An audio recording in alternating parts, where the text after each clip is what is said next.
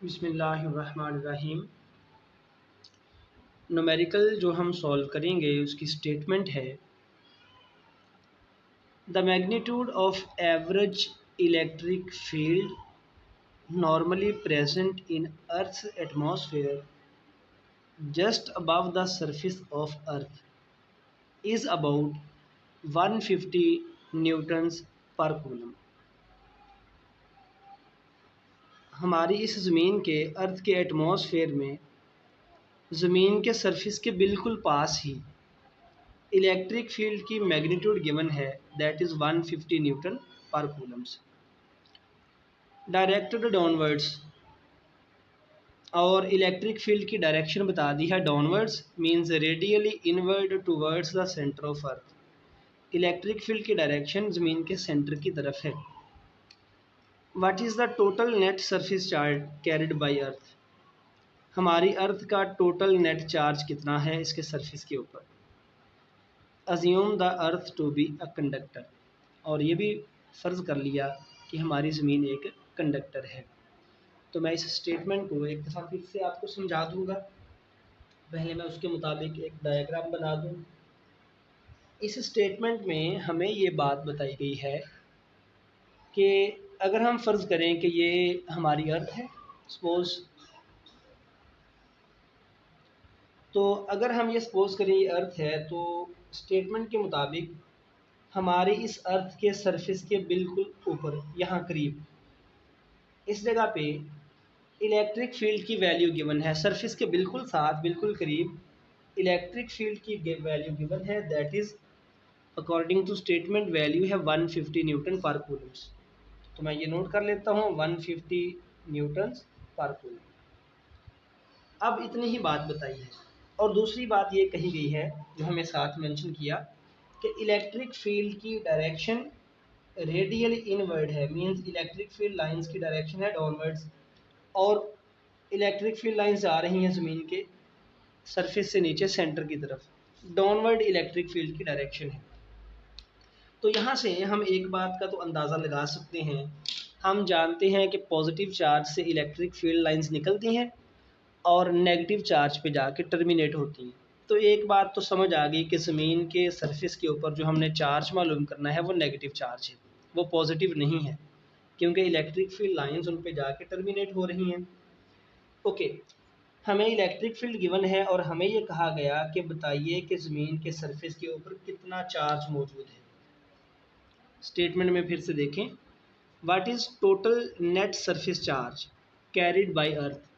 हमारी ज़मीन का सरफेस का टोटल नेट चार्ज कितना है और ये फील्ड की वैल्यू है just above the surface of earth. और ये भी फ़र्ज़ किया कि हमारी अर्थ जो है वो एक कंडक्टर है। तो अब हम इसको सॉल्व करते हैं।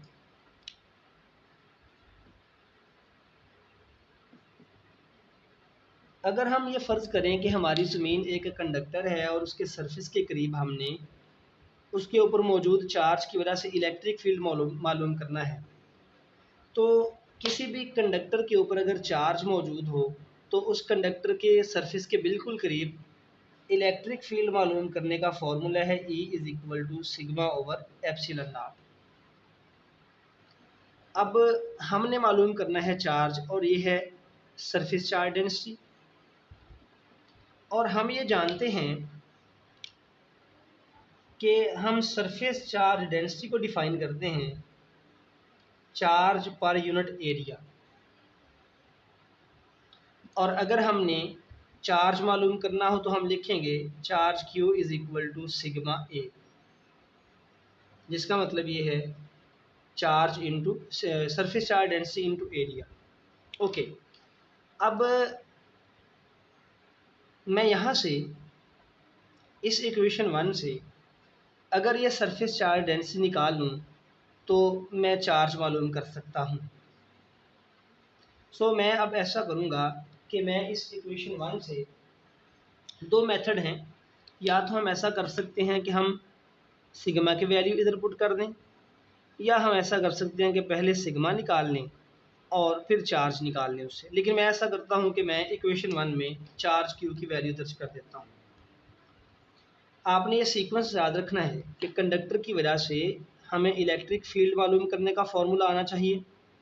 कंडक्टर के ऊपर अगर चार्ज है तो उससे इलेक्ट्रिक फील्ड कैसे मालूम करेंगे, और वहाँ से फिर हम देखेंगे सरफेस चार्ज डेंसिटी है तो वो हमें फार्मूला आएगा चार्ज पर यूनिट एरिया। अब ये सिग्मा की वैल्यू इक्वेशन 1 में रखें, put equation 2 in equation 1। Equation 2 को इक्वेशन 1 में पुट करेंगे तो हमारे पास आ जाएगा E इज़ इक्वल टू, ये सिग्मा की वैल्यू इक्वेशन 2 से रखें तो ये आएगा Q over epsilon not A, और यहाँ से हम चार्ज के लिए लिख सकते हैं Q is equal to E epsilon naught into A। अब अगली बात, एरिया किसका है? एरिया हम लेंगे उस सरफेस का जिसके ऊपर चार्ज मौजूद है। जब हमने सरफेस चार्ज डेंसिटी निकालनी है तो यहाँ पे हमारी अर्थ है तो अर्थ का एरिया निकालने के लिए हमारे पास फॉर्मूला मौजूद होगा 4πr²। r यहाँ पे अर्थ का रेडियस है। हमारी अर्थ एक स्फीयर की मानिंद है तो एक स्फीयर के सरफेस का एरिया होगा 4πr²। तो अब चार्ज मालूम करने के लिए हमारे पास फॉर्मूला की फाइनल फॉर्म मौजूद है।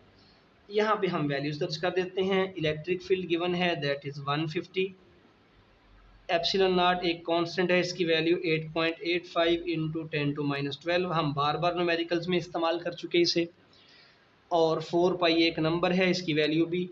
और नेक्स्ट है रेडियस ऑफ अर्थ, और अर्थ के रेडियस की वैल्यू हमारे पास मौजूद है 6400 किलोमीटर्स। और मैं अगले स्टेप में इस तरह करता हूँ कि मैं उसको कन्वर्ट कर देता हूँ मीटर्स में। जब भी न्यूमेरिकल सॉल्व करें तो जो क्वांटिटीज़ हैं आपके पास उनको SI यूनिट्स में कन्वर्ट करें। 6400 1 किलोमीटर का मतलब है 1000, तो ये मीटर्स में कन्वर्ट कर दिया। नेक्स्ट, इन तमाम टर्म्स को, इन तमाम नंबर्स को मल्टीप्लाई करने के बाद जो फाइनल आंसर हमारे पास आ जाएगा दैट विल बी -6.8 इंटू 10⁵। तो ये एक मेथड है जिससे हम चार्ज मालूम कर सकते हैं। मैंने पहले भी बता दिया कि या तो हम ऐसा कर सकते हैं कि हम पहले यहाँ से सिग्मा मालूम कर लें और फिर वहाँ से हम इस फॉर्मूला से चार्ज मालूम कर लें, या ये मेथड है कि यहीं पे सिग्मा की वैल्यू पुट कर दीजिए और ये फार्मूला की फॉर्म बनेगी और आप यहाँ से चार्ज मालूम कर सकते हैं। अब बात ये है कि मैंने चार्ज के साथ माइनस का साइन क्यों लगाया? ये इसलिए कि यहाँ से जब हमें बताया गया कि इलेक्ट्रिक फील्ड लाइंस की डायरेक्शन है डाउनवर्ड, इलेक्ट्रिक फील्ड ज़मीन के सरफेस से बाहर है डाउनवर्ड और उसकी डायरेक्शन है ज़मीन के सेंटर की तरफ, तो वहाँ से मुझे अंदाज़ा हो गया, हमें पता चल गया कि ज़मीन के सरफेस के ऊपर जो चार्ज है वो नेगेटिव है। तो मैंने फाइनल कैलकुलेशन में जाके आंसर में चार्ज के साथ माइनस लगा दिया। So this is the required solution of this numerical problem.